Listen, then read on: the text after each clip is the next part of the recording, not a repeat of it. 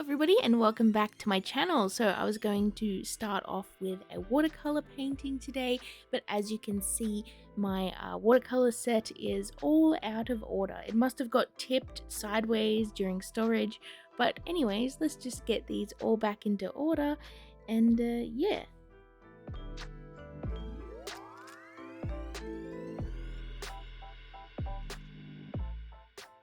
So these are my Artistro watercolor paints. They are an actual pretty nice, affordable set of watercolors. And I love how there are so many colors in this little set here. Well, I shouldn't say little set. It's a pretty good set. But anyways, I wanted to use these again because I really like them and I like the colors in them. And I also think that they're also a pretty good set to start out with if you want to get into watercolor.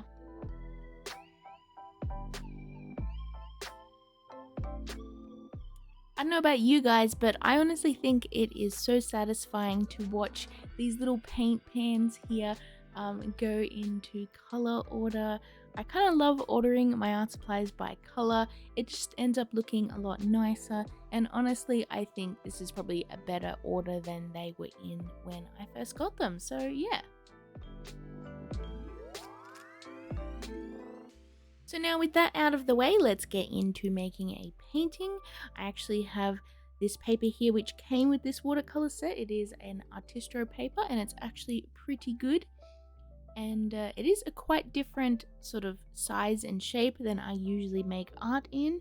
But sometimes I find that more fun because it's a little bit of a challenge to like change up the orientation, you know, maybe have like a long and skinny artwork and see if you can fit in the details in a way that look nice.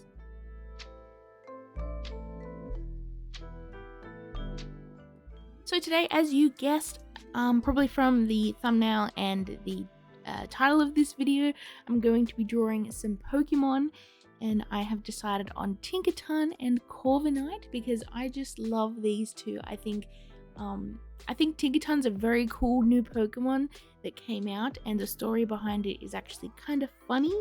So if you're not aware, this little guy here has this like big hammer that's made out of metal, and she actually hunts Corviknight, which is like this big metal bird. So this cute little small imp-like Pokemon ends up like hitting rocks with this giant hammer at birds. And this bird is like a steel type bird, and that is actually where she gets her metal to make her hammer even bigger. And honestly, I just think that is so funny. And another thing about it too is that Corviknight in another area, like in another region, is used to make like this taxi service, but in the new region where Tinkaton is, they can't actually use Corviknight for that reason because it's a safety risk. And I just think that it's kind of dark and funny for a Pokemon game. I love it.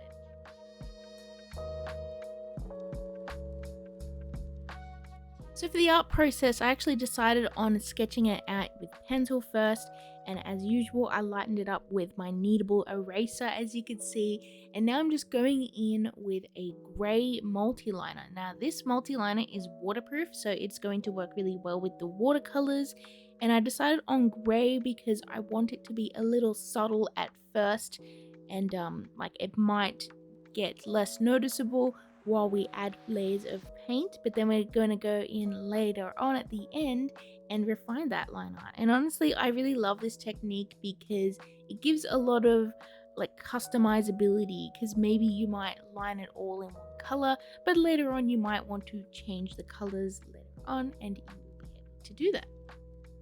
I also kind of love lining in grey as well because it almost feels a bit similar to like sketching with a pencil, because it's not just pure black. So if you put one line down, it's going to be like a light medium grey color, but if you like layer lines over the top of each other, they end up getting a little bit darker, which honestly feels a lot like sketching.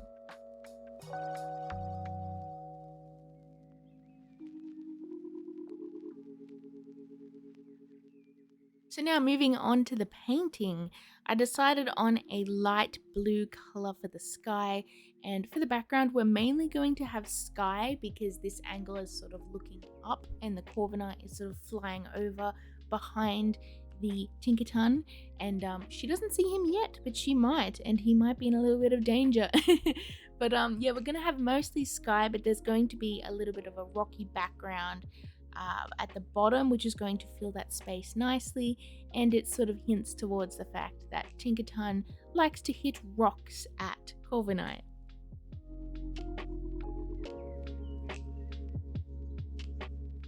So we're going into the base colors of these Pokemon here, and for the first color I decided to mix a little bit of pink with a little bit of a beigey yellow kind of color, and I diluted that quite a bit with some water so it's a nice soft pinky kind of beige color. And while that's drying, we are going to go into Corviknight here, and I'm just using like a sort of cobalt purpley blue kind of color for the first layers of Corviknight. Now Corviknight is usually like a dark blue kind of steel color, and I will end up layering more colors first, but with watercolor we like to work from light to dark so we can preserve some of those highlights.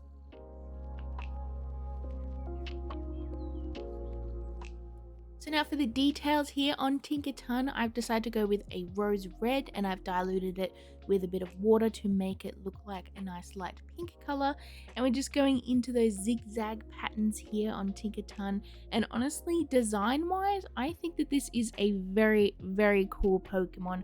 I love her sort of simple, cute, fairy-like design.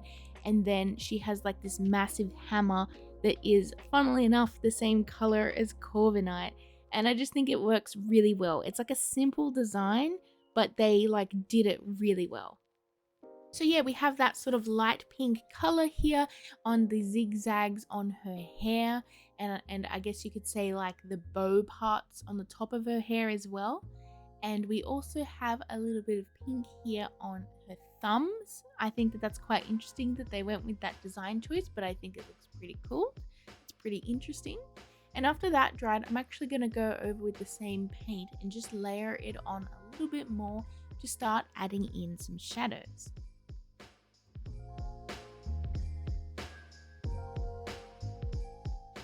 After this, I'm doing the same thing with Corviknight here, but I've also added a little bit more blue into those colors to try and get it nice and deep.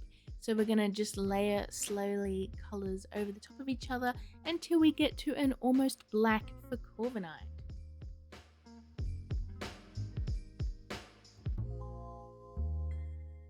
So while that dries, we're going to go back into Tinkaton here. A lot of the time I'm going to be moving from one Pokemon back and forth because that's how I like to work while I wait for the paint to dry. But we're going to go back into the light areas on Tinkaton here, and we're just using that same color for the sort of beige colors here, and we're going to add in some shadows. So as you can see, I've got some shadows in between the little tufts of hair and just like under her arms and like on her fingers and stuff like that, just to try and give it a little bit more dimension and make it a little bit more interesting to look at.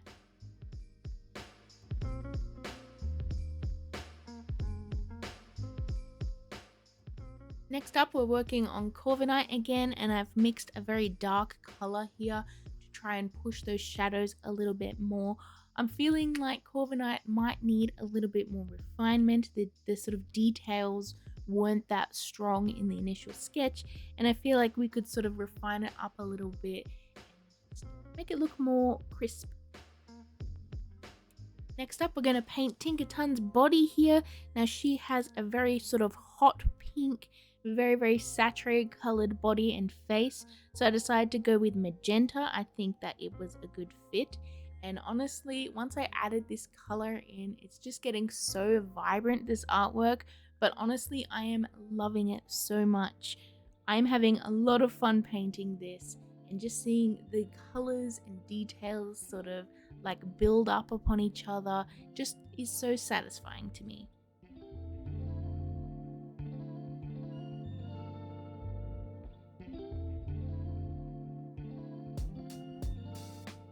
So next up, we are painting the hammer here, and I'm using the exact same colors as I did for the Corviknight. And I really love the details on this hammer because it definitely looks like she sort of handmade it herself. And I could probably imagine that each one would be a little bit more unique. yeah, I just think it's kind of interesting.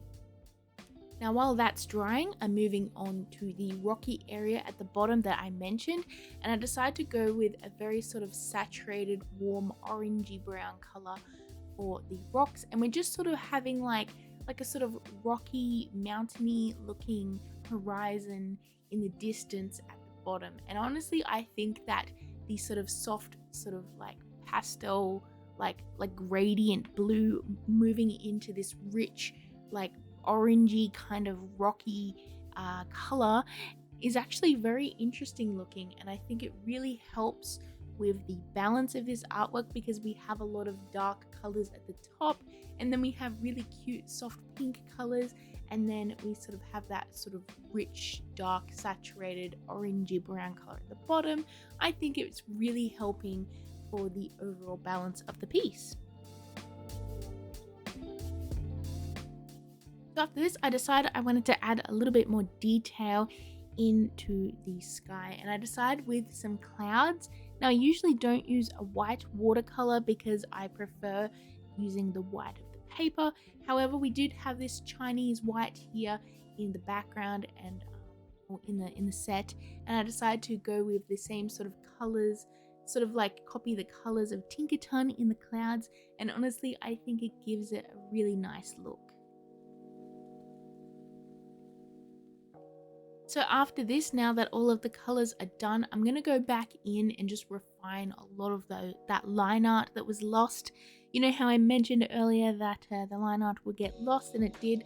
And I just feel like once I added back that line art in, and I decided with pencils this time because I felt like it would layer really nicely, I just felt like the piece came together really well and ended up looking so much better when I added in that crisp, like textural line art. And honestly, the piece like became so refined looking, and I added in a little bit of white highlights with a pencil as well. And I just love this so much. I think it looks so satisfying with the colors and the lines and just the overall like vibe of the piece too, and the shape. I think it turned out so cool. And I really love how I added a bit of orange to the top of the mountainy area. I just feel like it adds a really nice sort of vibrancy to it, almost like the sun is lighting up that area of the mountains. And now we have this satisfying tape peel here, which I just think looks so cool. And I think the borders turned out really nice as well. The tape held the borders really good, and we almost have like a Polaroid looking sort of style for this artwork, and I just think that it turned out so cool. So anyways, thank you guys so much for watching. I hope you enjoyed this video. Please comment below what you think of this artwork. I had so much fun making it, and it's probably one of my favorite artworks that I've done lately. And yeah, hope you're having a fantastic day, and I love you all, and I hope to see you guys in my next video. Bye everyone.